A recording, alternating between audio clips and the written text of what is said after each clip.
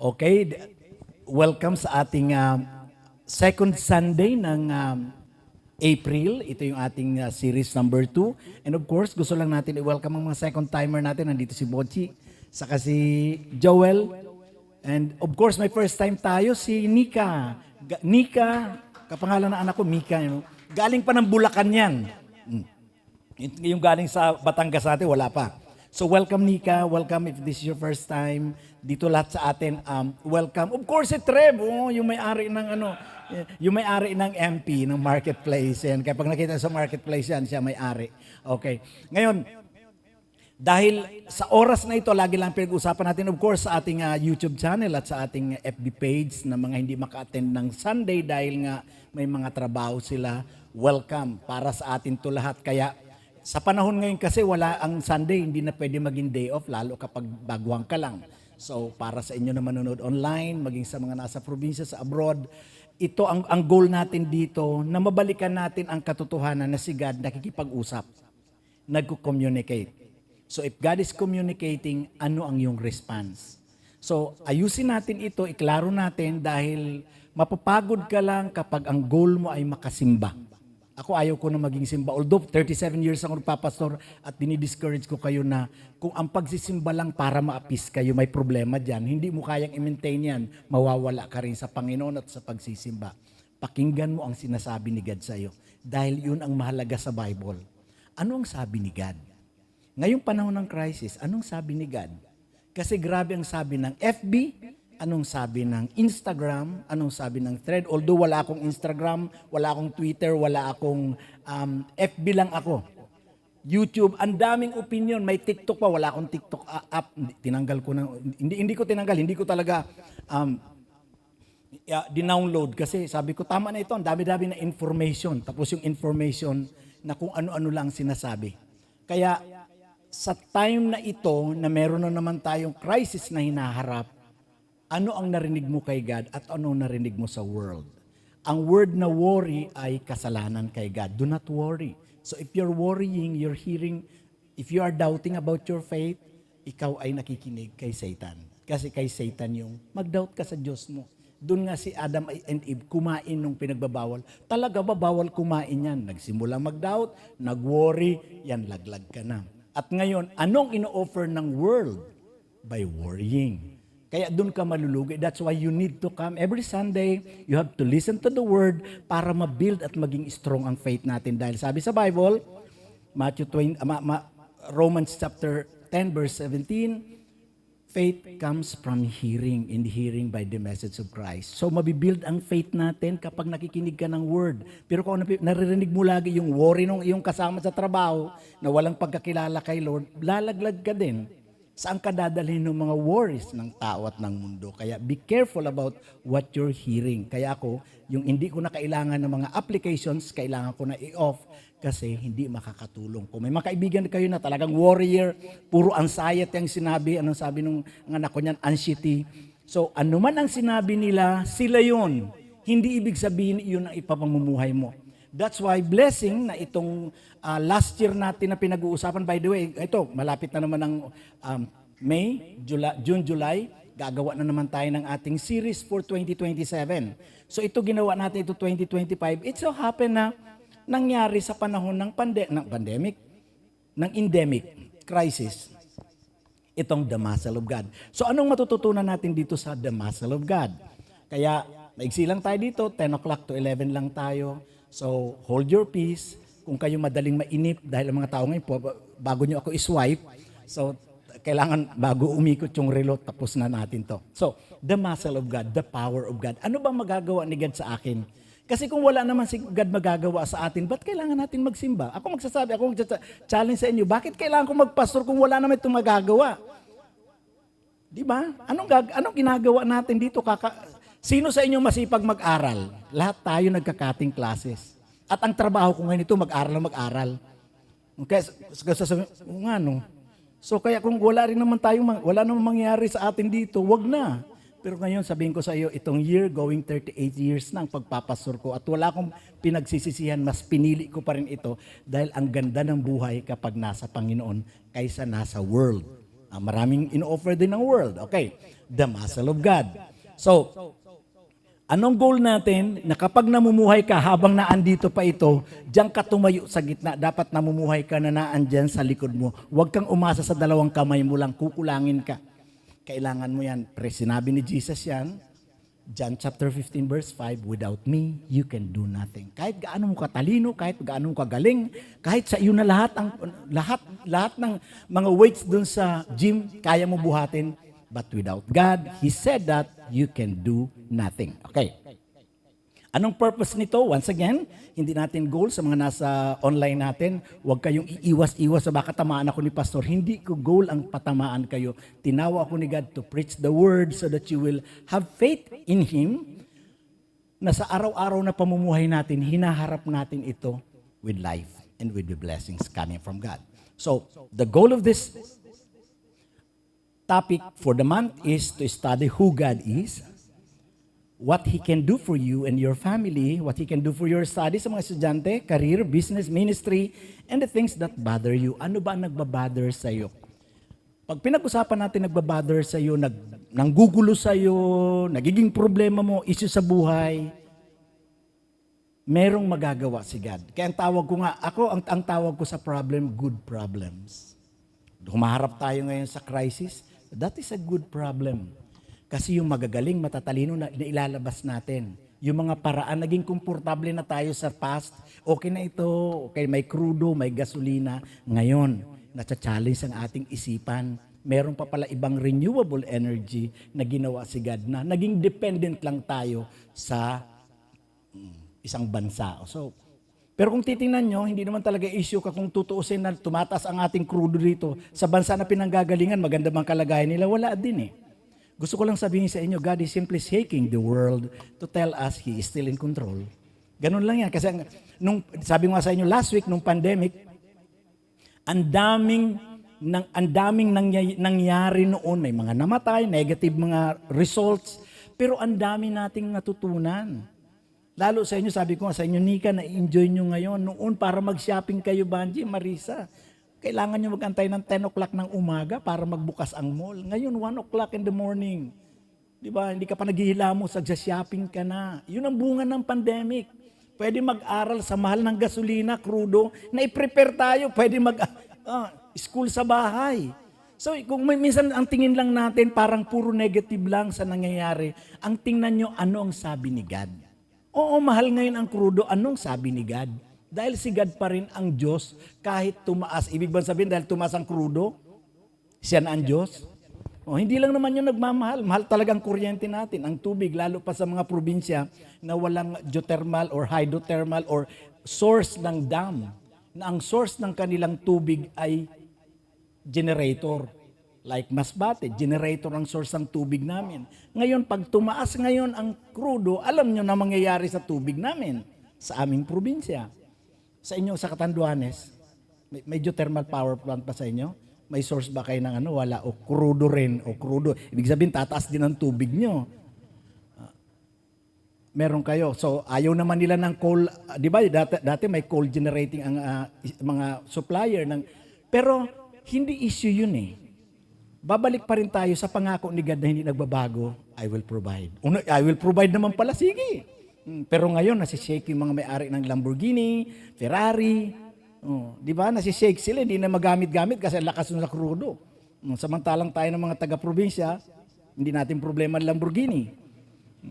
Hindi natin problema Ferrari. Kamote na lang, pwede na. Enjoy na tayo doon. So balikan natin ito, anong magagawa ni God? Anong magagawa ni God? So, balikan natin ang word feed natin. So, ang word feed, ibig sabihin, ito yung pinapakain ko sa inyo kasi trabaho namin mga pastor ang magpakain to feed my sheep, feed my lamb, take care of my sheep, and feed my sheep. Saan niya nakikita? John chapter 21, 5, 6, and 7. So, last week, pinag-usapan natin in. Ngayon, anything, every, and all.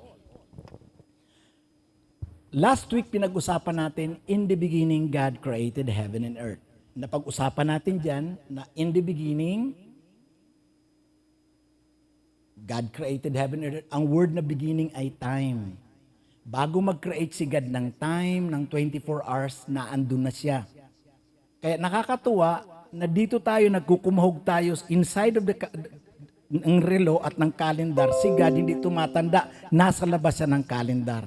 Kaya kung gusto nyo hindi nyo pa napanood yan, hindi nyo napakinggan, balikan nyo na lang sa ating FB page dahil naandun yan. So in the beginning, dun nyo makikita na talagang God is God. He is not controlled by anything. And today, pag-uusapan natin anything. Every and all for next week. Ang every and all halos magkaparehas lang yan, pero magkaiba pala. Kaya hiniwalay na natin. So that is third week, fourth week, then simulan natin ang series number 2. Anything. Ano ang matututunan natin dito? Sa Old Testament, lumabas itong word na anything, itong verse na ito. Verse 2 sa Bible yan. Kinuha ko lang. Sinisimplify natin ang message na hindi ko kailangan elaborate lahat. Kasi sa totoo lang, hindi ko pat lubusang kilala si God. Why? Sabi ni God, the secret things belongs to God. And all those revelations na binigay niya, yun lang ang dapat nating kayanin. So, maaring sa mga nasa online channel natin, Pastor Dennis, nagtuturo ka ng Diyos, ba't hindi mo siya kilala ng lubusan? Sasabihin ko sa inyo, pwede kong aminin sa inyo, kilala ko si God, ituturo ko at satisfy ko kayo. Pero in front of God, arrogante ako. Dahil hindi ko pa naman talaga siya kilala ng lubusan. Ang nalalaman ko lang yung nakasulat sa Bible. Hindi ko pa nakausap si God face to face. Hindi ko pa siya nakasama, kaya ayaw ko maging arrogante sa kanyang harapan. Hindi ko alam kung anong gagawin niya nito. Wala pang resulta itong nangyayari sa crisis natin. So hindi ko alam kung anong mangyayari next month, next year. Kaya kung sanabi ko na kilala ko talaga siya, nagyayabang po ako sa inyo. So hindi ko pa nakasama si God personally in face to face. Ang itinuturo ko lang sa inyo na andyan, kaya sabi ni Jesus sa kanyang mga disciple, mas pinagpala yung mga taong hindi ako nakita pero naniniwala. Kasi ang pananampalataya hindi nakita. We live by faith and not by sight. Kaya pag sinabi ni God na ito ako, pag question mo yan, bahala ka. Ako, questioning ko yan, bakit Lord, paano?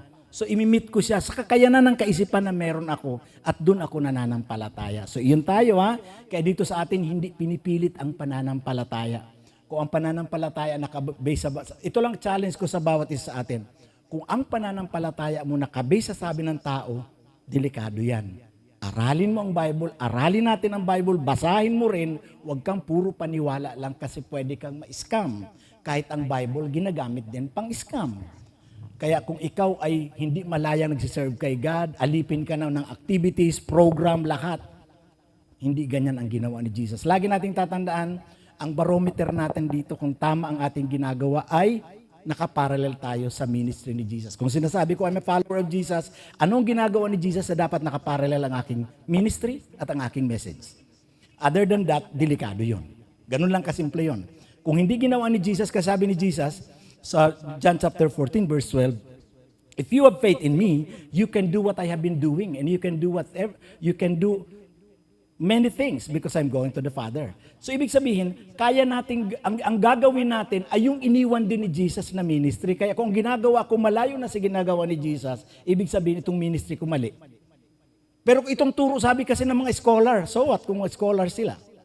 Kaya ako may nabasa ako ng mga teachings ng scholar na hindi ko nakitang tinuturo ni Jesus at they are running on their own denominational government.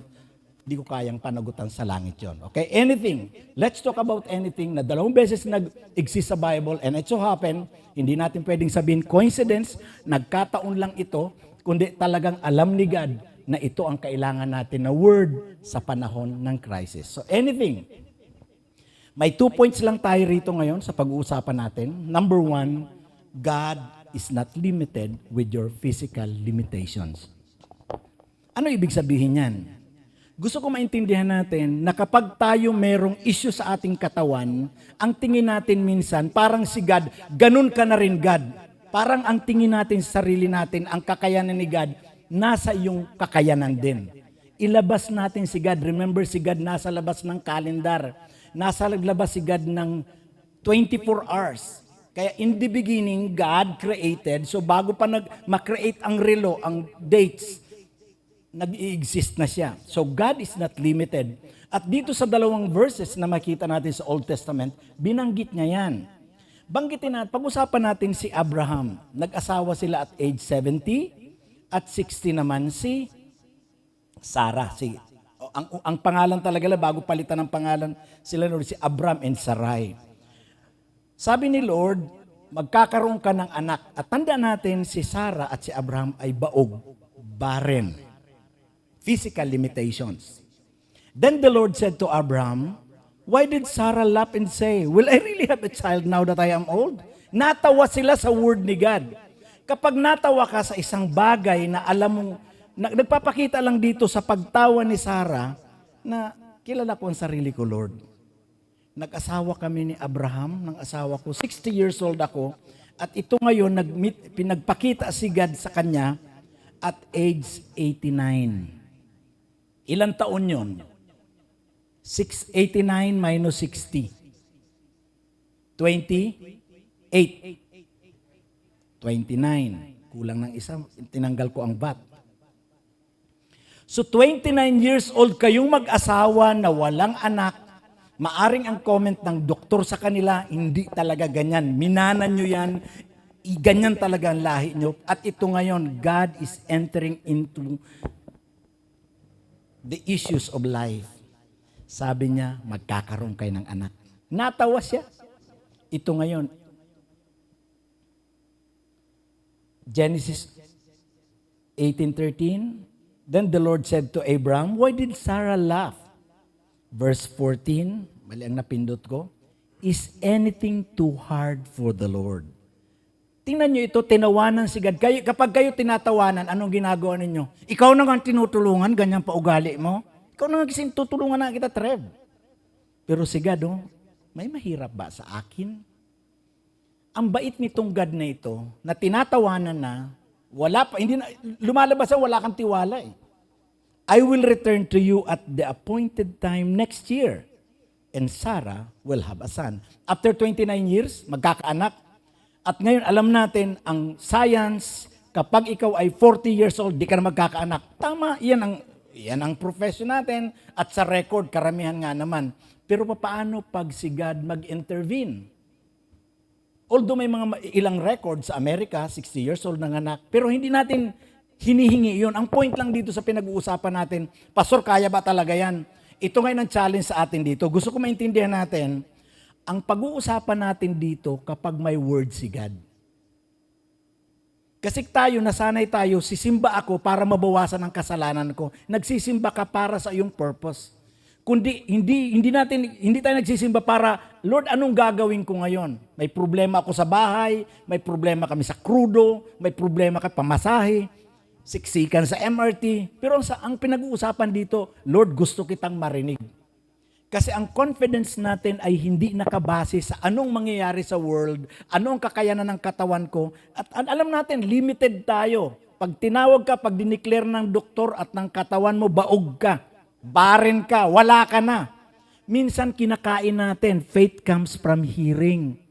Pag narinig mo na wala ka ng kwenta alis, lalo, di ba, yan ang mundo, puro negative. Ay, malabo na yan, ay imposible yan. Ito sabi ni God, posible yan. Sino ang pakikinggan mo ngayon? Is anything too hard for the Lord? I will return to you at the appointed time next year, and Sarah will have a son. Magkakaroon siya ng anak na lalaki. Ngayon, mga kapatid, itong challenge ko sa bawat isa sa atin, maaring may pinatay ka na pag-asa sa buhay mo. Pero pag nag-intervene si God, listen to Him. Ang totoong Christianity, ang totoong follower, believer ni Jesus, ang ating stand, hindi tayo naniniwala sa majority wins. Hindi ako naniniwala sa majority wins. Dito sa atin, kasi kapag may nagsabi sa iyo, Jeff, 1,000, hindi na po pwede yan, Jeff. Pero sinabi ni God, the only God, nag-iisa lang si Jesus Christ.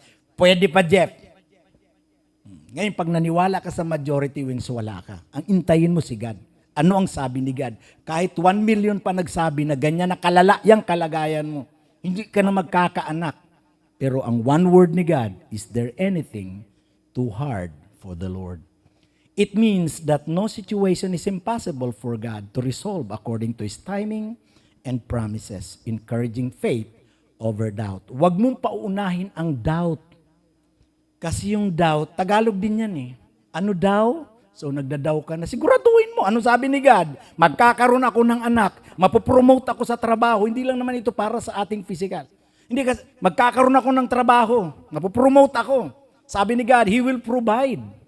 Kaya lang sabi, ako nga nag-apply nga. Nag-apply ka rin ba dun? Hindi nga ako natanggap dun. Ano ako dun? Sumakumlaudi. Ano kakumlaudi ka lang? Bakit? May Diyos ka ba? Ang word sa akin ni God, diyan ako makakapagtrabaho. Yun ang ating stand. Ito ang tunay na Christianity. Hindi yung makasimba ka para makasimba ako para lang, hindi ako at peace, nakagawa ako ng mali. Lagi nating tatandaan, pakinggan mo si God dahil dito pumapasok ang yung faith. Gusto ko lang ipaalala sa inyo, ang Israel ngayon ay anak, apo. Mga apo na yan ni Abraham at ni Sarah. Ang promise sa kanila, magkakaroon kayo ng kasindami ng stars sa kalawakan or yung mga buhangin sa dalampasigan. At ganyan nga sila karami. Apo na sila ni Abraham at ni Sarah. Ba't ganun karami sila? Kasi nga nag-promise si God. Kaya lang, ang nag-declare sa kanilang maaring medicine, nag-declare sa kanila, pati ang sarili nila, limitado ka, baog kayo. Pero ngayon, ang Israel ay isang nation. Hindi sila isang barangay. Isang nation nagkalat all over the world na pinagpala because of the promise of God. Ngayon, ang challenge ko sa bawat isa, pati sa nanonood sa atin online, ano ang promise ni God sa'yo? Ano ang word ni God sa'yo? Kasi kung namumuhay ka na wala kang word, narinig kay God, nag-aalatsamba ka lang. Pagpunta ko sa Maynila para maging isang, gusto ng magulang ko, ganito dapat ang kurso ko. Hindi ko alam, ibig sabihin, confused ako. Hindi ko alam kung saan, anong gusto ko. Pero maganda yung kurso na kukuhanin ko sana. Pero pagdating ko dito ko na-encounter si God. Ang design niya pala sa akin ay magpastor. Yan yung makita nyo. Pero 21 years ako na namumuhay na confused, saka ko lang naintindihan, ito pala ang pinapagawa ni God sa akin. So point number 2. God not restricted by individual or international crisis. Anong kaibahan ng crisis at crisis? Ang crisis pala ay individual, singular. Pag crisis na ganyan, plural. Kaya nakalagay dyan individual or international crisis. So, kapag may issue ako sa sarili ko, that is my crisis. But here, let's talk about the individual and international crisis sa susunod na verse. Sabi ko sa inyo, may dalawa akong verse na nakita sa Old Testament na nagme-mention itong, is anything too hard for the Lord? So point number 2, hindi siya restricted. Kaya kung restricted ka, lumapit ka kay God. Lumapit ka doon sa hindi controlled ng problema, ng suliranin ng mundo. Nung ginawa ni God ang earth na bilog, lagi natin tatandaan si God nasa labas. Wala siyang ginamit na scaffolding, pero nabuo niya ang earth. Ako, pag gumagawa ako ng bagay mga nasa taas, mag-ayos lang ng ilaw, katulad yan, nag-spark yung isa nating ilaw, kailangan ko pumatong sa table or hagdanan. Si God ginawang earth na hindi nga naka-harness. Pero nagawa niya. So, hindi siya restricted. Let's go. Sa Jeremiah chapter 32, verse 25 to 26, pansinin ninyo ito, binanggit ito, ibang problema naman ito. Individual crisis ni Jeremiah, and international crisis na nangyayari sa mga bansa. And of course, katulad natin ngayon.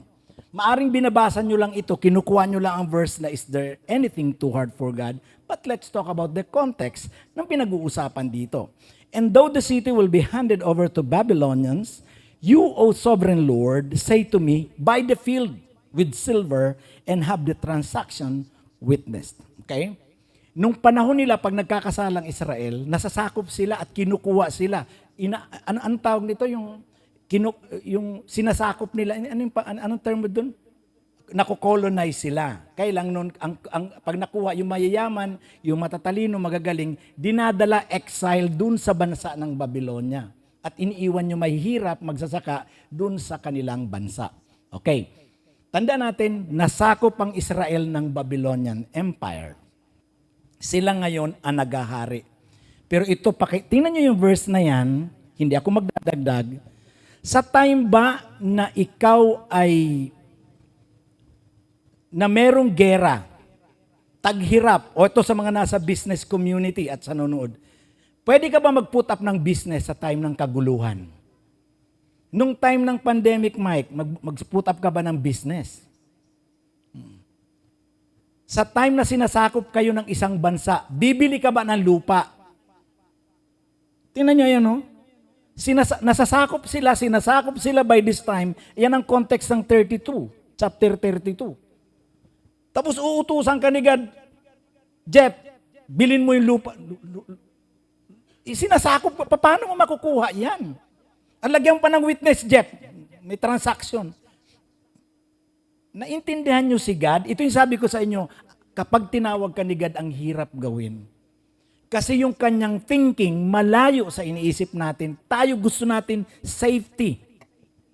Sa time ng ang Babylonians ay umaatake sa kanila, Joby, buy that land. Lord, sayang yung pera na to. Alam mong hindi mapapasa'yo yan, Nika. Okay ba sa'yo? Kaya itong challenge ko sa inyo, may mga bagay na nakakatakot at ang tingin ng mundo, kahit ang bangko, hindi ka Nikki, kung may sarili mong Metrobank, magpuput up ka ba ng banking system dyan? Sinasakop kayo, magput up ako ng, hindi pwede. Hindi magbibuild ako dyan. Hindi pwede ito, kaya nga, kung gusto mong maintindihan ang ginagawa ni God, listen to Him. Listen to Him. Verse 26. Then the word of the Lord came to Jeremiah, I am the Lord. Ang Lord, ang ibig sabihin na hindi lang God. Ang ibig sabihin ng Lord, may-ari. Ako ang may-ari. Talaga, yan ang ginagamit natin na landlord, may-ari ng apartment. Drug lord, may-ari ng drugs. Gambling lord, may-ari ng pogo. Okay, so ito Lord din ito, may-ari ng earth. The God of mankind, ako ang God ng mankind. Ako ang pinakamataas, the King of Kings. At itong malaking challenge sa Bochi, sa inyo, Joel, sa inyo na naandito lahat, tatanungin ko kayo ni God, Mika, is there anything too hard for me? JR, is anything too hard for me? Pero Lord, wag lang ngayon. Sayang yung pera. Edwin, bibili ka ba? Yung pinabibili ni God, ibibigay ko sa yung pera, Edwin, sabi ni Lord, bilin mo yan. Nasasakop kami, Lord. Nasasakop kami, put up ka ng business, Edwin. Pero ang nakakatakot nito, itong tanong ni God. Gagawin ko ba siyang Diyos? O sarili ko ang magiging Diyos? Ako masusunod eh. Once na pinagbigyan mo sarili mo, ibig sabihin you are the God. You are your own God. Is anything too hard for me? Babanggitin ko lang sa iyo, si Prophet Jeremiah, nakakulong pa siya ha. Tandaan natin, imprisoned siya during this time. Nung 587 BC, ni King Zedekiah during the siege or pananakop ng Jerusalem, ng Babylonian Empire sa Jerusalem. Sa simpleng salita, sa panahon ng crisis sa Israel, sinakop sila, inagaw ang kanilang lupain, pero sabi ni Lord, bumili ka ng lupa. Ito ang tanong ko sa inyo. Tama ba yan? Pag sinabi ni God, ito, may problema ngayon ang Pilipinas, ang buong mundo in crisis. Individually, problema ni Jeremiah yan. Internationally, may gera na nangyayari. Pero ang sabi ni God, put up ka ng business, Alice. Joy, put up ka ng business. At ngayon, ang ibabalik mo kay God, Lord, alam mo naman nangyayari, hindi normal na kaisipan niya ng mga tao. At alam kong ibabalik ni God sa atin na tanong, is there anything too hard for me? Will you trust me, Mike? Sa panahon sa inyo, na kapag may kasabihan tayo sa mga singles na naandito, hindi muna ako mag-aasawa kasi may crisis. Ang tanong ni God, is there anything too hard for me? Tama ba na may crisis but the word of the Lord is our... Tama, may crisis na nangyayari. But the word of the Lord, not the TikTok, not the FB, not the YouTube channel, the word of the Lord is our final authority. Business as usual if you have a clear word from the Lord. Gusto ko i-share sa inyo ang nangyari nung magsimula ang 211 Ministries. 211 Ministries actually, dito ito nagsimula sa ang challenge sa akin to plant a church. Patapos pa lang ang pandemic, pero pwede pa uli mag-lockdown the second time. Ang word sa akin ni Lord ay pumunta ng Maynila. Okay na ako sa Masbate, nakapag-plant na ako ng 2 church, okay na rin ako, magsaka na lang ako for our provisions. Kasi marunong naman ako magsaka, magsasaka ang lahi namin. So, lahat dito close. Itong area na to ay ghost town. Wala yung mga establishment dyan. Itong area na ito, nung pag-akyat ko rito, ang dumi.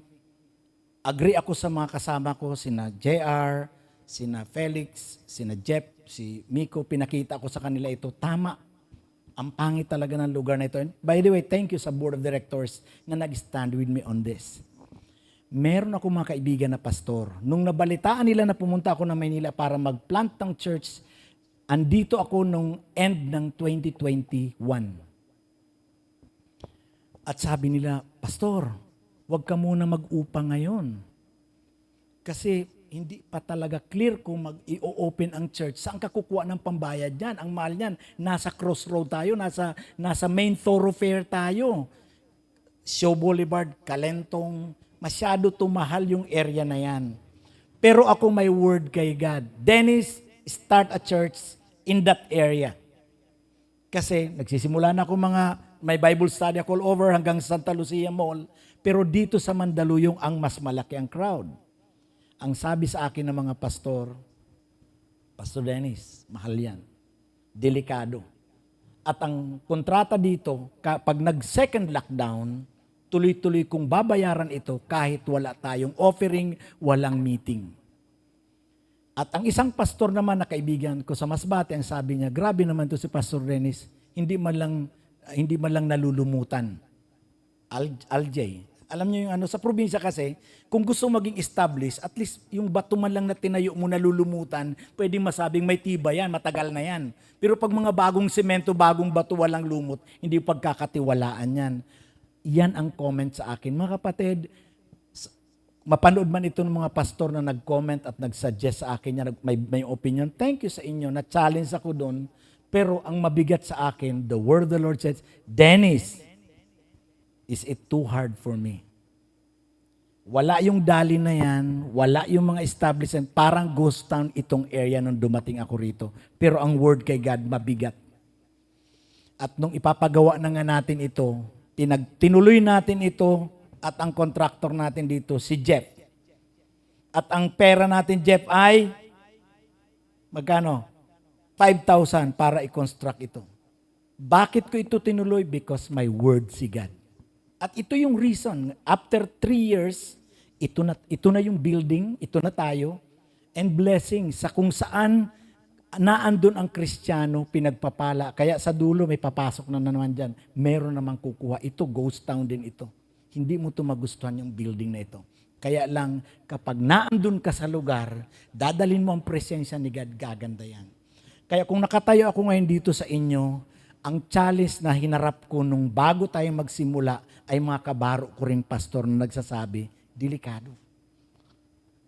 Kaya pag may nagsabi rin sa inyo na imposible yan, malabo yan, ito lang ang challenge ko sa inyo. Ano bang narinig mo kay God? Kung wala ka narinig kay God, stop it. Pero pag sinabi na go, kahit may crisis, go. I-review lang natin ang ating anything. May 2 points tayo. God is not limited with your physical limitations. Hindi siya limitado ng iyong bulsa. Kung paano ako nakita nyo nakatayo rito at itong 211 Ministries, ito yung bunga ng Word ni God. Kasi kung ako lang para patunayan ko sa'yo, magyabang na kaya mag-upa, saan ko kukuha na ito? Tapos ito ngayon, mag-renew tayo by the way, ngayong buwan, nagtaas sila ng upa. At dito sa Mandaluyong, meron tayong mayor's permit. Di ba sabi nila, ang church dapat tax-free. Tingnan nyo, kailangan nakalagay dyan. Ayan ang BIR natin, andyan ang ating mayor's permit, andyan ang ating SEC. You have to pay. We have to pay para kay God. So, limitado ako dyan, pero si God, hindi. Number 2, God is not restricted by your individual crisis or international crisis. Ito ang tanong ko sa inyo para sa ating application questions. Ano ang parte sa buhay mo na tinanggalan mo na ng pag-asa? Malabo na to. Wala na to. Hindi na to mangyayari. Pero binubuhay ngayong 11 o'clock ni God sa place na ito, sa puso mo. Ano yung pinatay mo na hindi ko na kaya yan? Yung mga declarations natin, malabo yan. Imposible yan. Pero sinasabi ni God, At alam ko pag tinanong natin, is there anything too hard for the Lord? And number 2, kapag may word ka ngayon kay God, kapag may word ka ngayon pero hindi ayon sa opinion ng mga taong nagsabi sa iyo, sino ang susundin mo? Ang Holy Spirit with faith o ang spirit of fear or spirit of doubt? Malaking challenge ito mga kapatid kasi kung pag-uusapan lang natin ang ganda ng buhay or challenges sa buhay, marami niyan. Marami pang darating na problema. Marami pang darating na crisis. Pwede magkaroon uli ng pandemic 2, 3, and 4, World War 3, 4, 5, and 6, at buhay ka pa, pero ang pinag-uusapan, bibili ka ba ng lupa, Alice?